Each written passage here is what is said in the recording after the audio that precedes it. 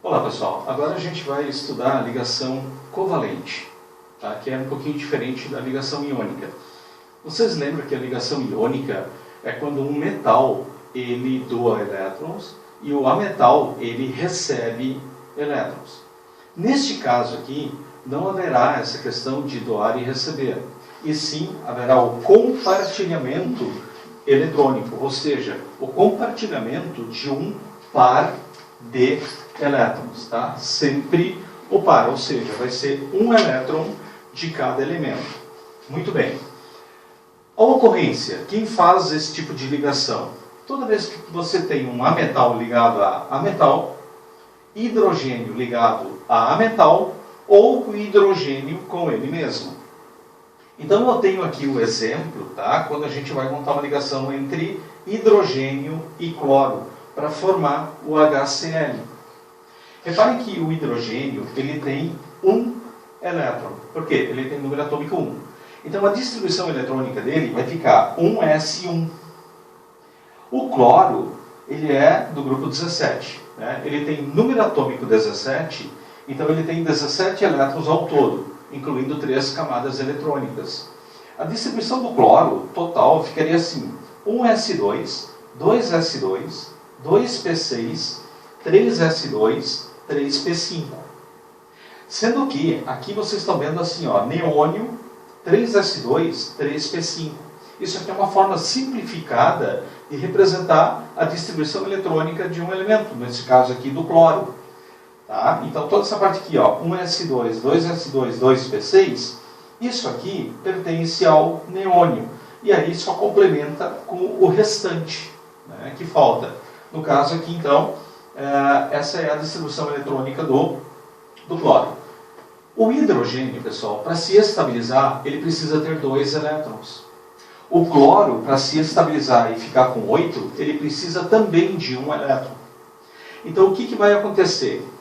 Um elétron de cada elemento, ele será compartilhado. Vai ficar da seguinte maneira: olha só, o hidrogênio, aqui tem um elétron que é do hidrogênio, e aqui os outros 7 elétrons que eram do cloro. Quando a gente faz esse tipo de ligação, esse tipo de compartilhamento, a gente sempre representa por um traço. Esse traço representa a ligação covalente, que indica o compartilhamento de um par de elétrons. Então, por exemplo, aqui eu fiz a ligação então do hidrogênio, colocando esse traço aqui, vou aumentar ele, tá? E aqui está então a ligação com o cloro. Esse traço aqui, ele representa então o compartilhamento entre o elétron do hidrogênio e o elétron do cloro, tá? 2, 3, 4, 5, 6, 7. Então aqui é feito esse compartilhamento. Este compartilhamento, então, é representado por um traço. E aí a gente sempre representa a fórmula molecular, HCl. Lembra que lá em ligações iônicas a gente representava a fórmula iônica? Aqui não, aqui a gente fala na fórmula molecular, porque ela é formada por ametais. Então olha só, como é que a gente faz o cálculo para ver se realmente todo mundo está estabilizado?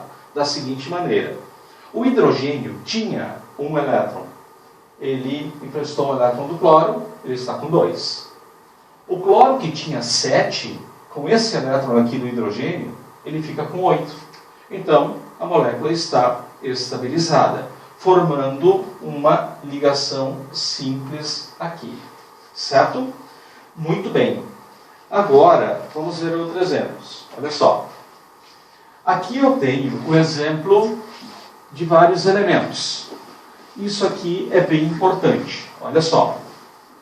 Nós temos aqui o hidrogênio, tá? Cada um com o seu elétron. Eles vão fazer esse compartilhamento. E aqui está a fórmula estrutural, né? H, assim, H. Bom, e aqui está o quê? A fórmula molecular. Juntando 2 hidrogênios, a fórmula é H2. Oxigênio. O oxigênio ele é do grupo 16, ele tem 6 elétrons. Para 8 faltam 2. Então ele precisa compartilhar 2 elétrons. Aqui está o primeiro compartilhamento, aqui está o segundo. Então nós vamos ter dois tracinhos. Aqui está, O, dupla O. Então aqui nós temos uma ligação que a gente chama de ligação simples. Aqui nós temos um outro tipo de ligação chamado de ligação dupla. Certo? Então repare que aqui são 4 elétrons que foram compartilhados, né? Nós temos duas ligações covalentes. Só que as duas juntas a gente fala ligação dupla. O nitrogênio, ele tem 5 elétrons na camada de valência. Então ele vai ter que compartilhar 3 elétrons. Aqui está o primeiro compartilhamento, aqui o segundo, aqui o terceiro. Então aqui aparece o quê? Uma ligação tripla. Aqui está a ligação tripla. Bom, e quando a gente junta átomos diferentes, a partir do momento que a gente sabe quantos elétrons que cada elemento precisa para se estabilizar, ou quantas ligações ele tem que fazer para se estabilizar, fica muito fácil. Por exemplo, água, H2O. Então, eu tenho um oxigênio que tem 6 elétrons e tem cada hidrogênio com 1 elétron. O oxigênio, para se estabilizar, ele tem que fazer 2 ligações. Então, aqui ele está fazendo um compartilhamento, aqui está uma ligação. Aqui está outra ligação entre o elétron do oxigênio e do hidrogênio. Então, ele está fazendo 2 ligações simples. A forma estrutural está aqui, certo? Uma ligação aqui e a outra aqui. Bom, e o gás carbônico, CO2. O carbono, pessoal, é do grupo 14. Ele tem 4 elétrons. Tá, então 4 para 8, faltam 4 ligações. Ele vai ter que compartilhar 4 elétrons. Resultado, olha só, o oxigênio ele só pode fazer 2 ligações. Então, eu estou fazendo aqui 2 ligações e mais 2 aqui. O compartilhamento está aqui, ó. Carbono com seus 4 elétrons, ele vai compartilhar 2 elétrons com oxigênio e 2 com esse outro oxigênio aqui. Então ele está fazendo um total de 1, 2, 3, 4 ligações. E eu estou representando dessa maneira aqui. Assim eu estou estabilizando. Então, de novo aquela pontinha, né? O carbono, que tinha 4 elétrons, ele ganhou mais 2 aqui desse oxigênio, já está com 6. Aí ele ganha mais 2 desse daqui, agora ele fica com 8. Oxigênio, ele tem 6 elétrons no total. Ele tinha 1, 2, 3, 4, 5, 6. Agora, quando ele compartilhou com esse carbono aqui, de 6 agora ele está com 8. Ou seja, todo mundo estabilizado. Correto? Bom, e quando, dando outro exemplo ainda, né, vamos imaginar assim, ó, CH4, né, que é a fórmula do metano.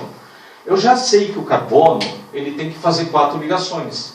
Eu sei também que o hidrogênio faz uma ligação só. Então, como é que eu monto a fórmula estrutural? Olha, eu tenho um carbono e aqui eu tenho, então, os 4 hidrogênios que eu vou colocar. Muito bem, olha só, eles estão todos bem distribuídos, né? Isso é importante. Então, eu tenho aqui o carbono que tinha 1, 2, 3, 4 elétrons. Ele fez uma ligação aqui, agora ele está com 5, mais uma aqui 6, mais uma aqui 7 e mais outra aqui 8. Então, o carbono está estabilizado com 8 elétrons e cada hidrogênio com 2 elétrons. Se a gente entendeu bem essa parte, que o hidrogênio faz uma ligação, o oxigênio tem que fazer 2, o nitrogênio 3 e o carbono 4, vocês não vão ter dificuldade nenhuma na hora de aprender química orgânica, que estuda exatamente, envolve esses elementos químicos. Então, a professora Viviane, ela vai passar para vocês, vai ensinar química orgânica para vocês, e vocês vão estar montando esses compostos moleculares. Lembram? Por que moleculares? Porque são formados exclusivamente de quê? De ametais, né? Incluindo, claro, o hidrogênio. Ok, pessoal. Bom, uma outra situação agora é o seguinte. Pessoal, essa aqui é um tipo de ligação que muitas vezes traz bastante dúvida para vocês, tá? Ela é uma ligação covalente, porém, ela é um pouquinho diferente das demais. Como assim? Olha só, vou pegar como exemplo aqui o SO2, tá? Eu vou ampliar ela, talvez o desenho não fique muito bom aí para vocês. Mas o SO2, ele tem o S e 2 oxigênios. Vou fazer mais aqui em cima, tá? Nós temos aqui o enxofre e ele tem 2 oxigênios. Pessoal, todo mundo aqui tem 6 elétrons na camada de valência. O oxigênio tem 6, o enxofre tem 6, o oxigênio ele também tem 6 elétrons. Bom, a partir do momento que eu vou estabilizar essa molécula, eu vou colocar uma ligação dupla aqui. Quando eu faço isso aqui, o oxigênio aqui, ele já tem 8 elétrons, e o enxofre, ele também tem 8 elétrons. Bom, então isso significa que eu não posso mais fazer nenhum tipo de ligação covalente. Porque o enxofre, se fizer mais uma ligação aqui, ele vai ter 9 ou 10 elétrons. Não é o caso. Bom, aí neste caso, pessoal, eu entro com uma outra ligação que antigamente era chamada de ligação dativa. Hoje nós chamamos de ligação coordenada. A diferença de uma ligação coordenada para uma dativa é que na ligação covalente normal, você pega um elétron de cada elemento. Nesse caso aqui, eu vou pegar esse par de elétrons aqui e vou emprestar para o oxigênio.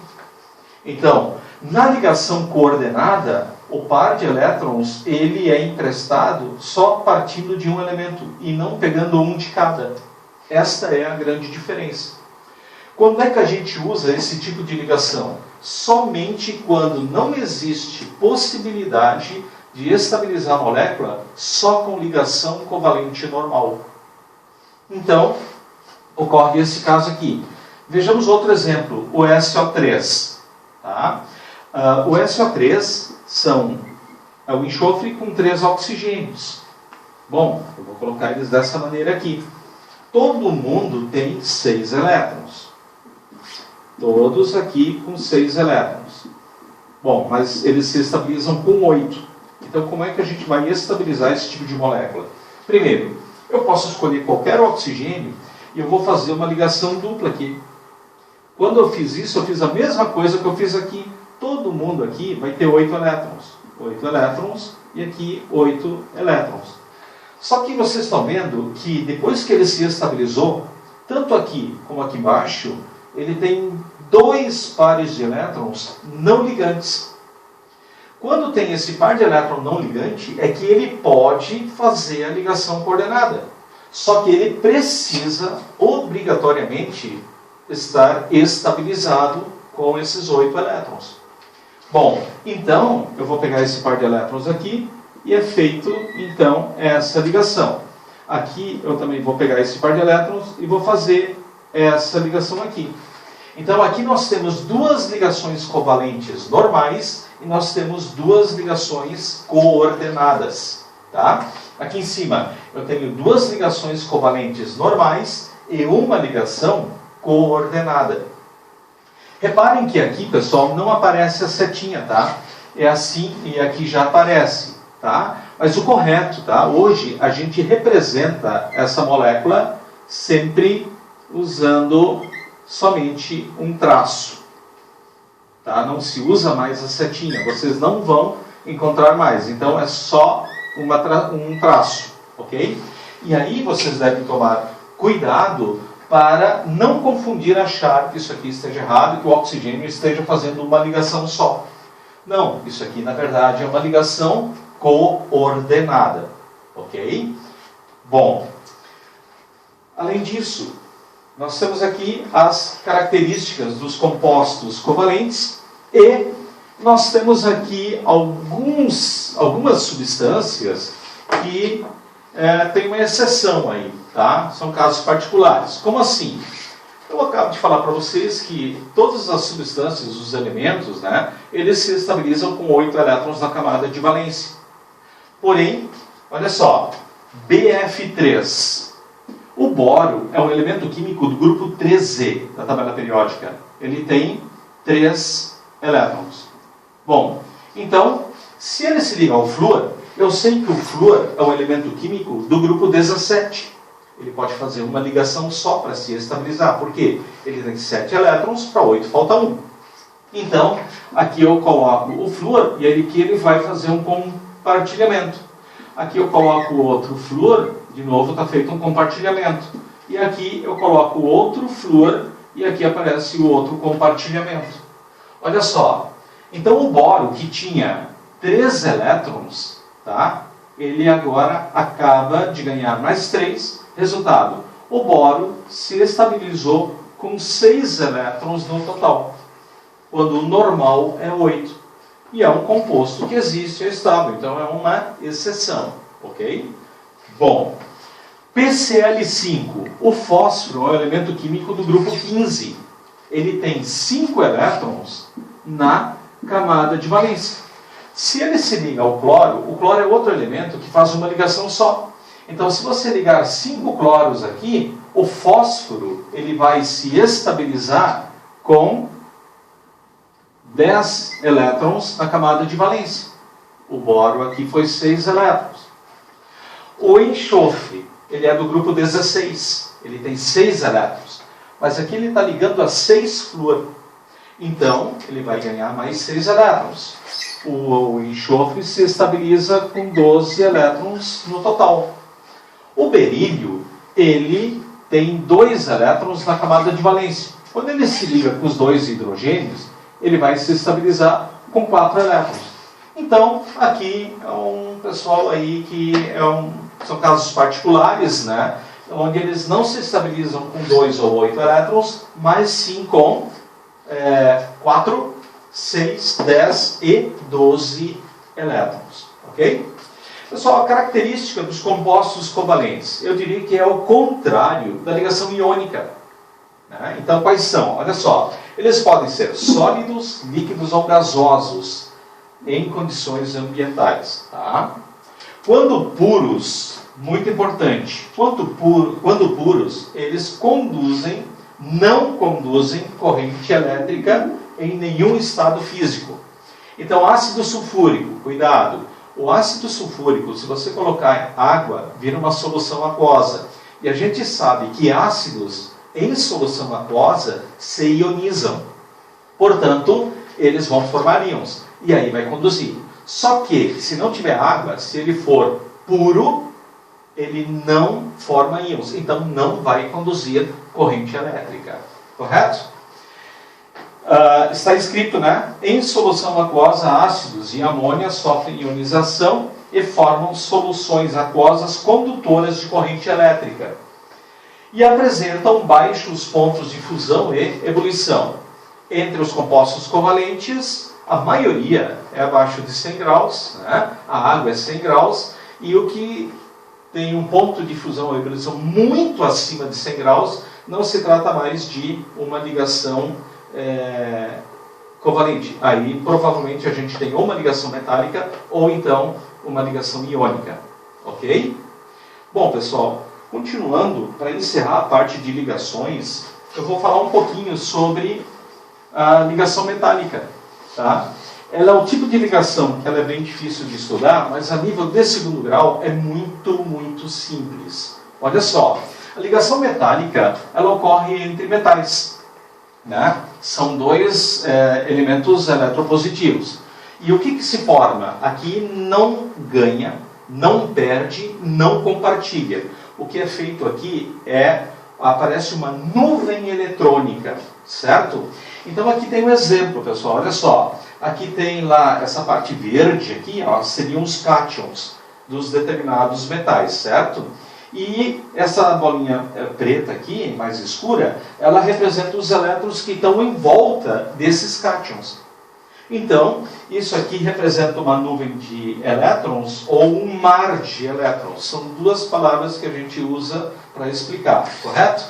Bom, Exemplo de ligas metálicas. Latão é uma mistura de cobre e zinco. Bronze é uma mistura de cobre e estanho. E amálgama é uma mistura de prata, mercúrio e estanho. Ok? Bom, aqui uma figura só mostra alguns exemplos, né, de metais. E aqui a gente tem as características. Olha só, pessoal, bem importantes. Apresentam condutividade térmica e elétrica elevada. Né? Se você esquentar um pedaço de metal, ele vai conduzir o calor muito bem. E também vai conduzir a eletricidade. Certo? São maleáveis, ou seja, dá para transformar em chapa. Eu consigo transformar uma barra de ferro numa chapa. São dúcteis. Eu consigo transformar uma barra de cobre num fio. Tem brilho característico, né? Brilho metálico. Em geral, apresentam temperatura de fusão e ebulição elevados. Né? Apresentam resistência à tração. Não é tão simples, muitas vezes, né? Manusear o ferro, por exemplo. Com exceção do mercúrio, que é líquido, eles são sólidos à temperatura ambiente. Ok, galera? Então, finalizamos mais uma aulinha. Espero que vocês tenham entendido. Até breve. Um abraço.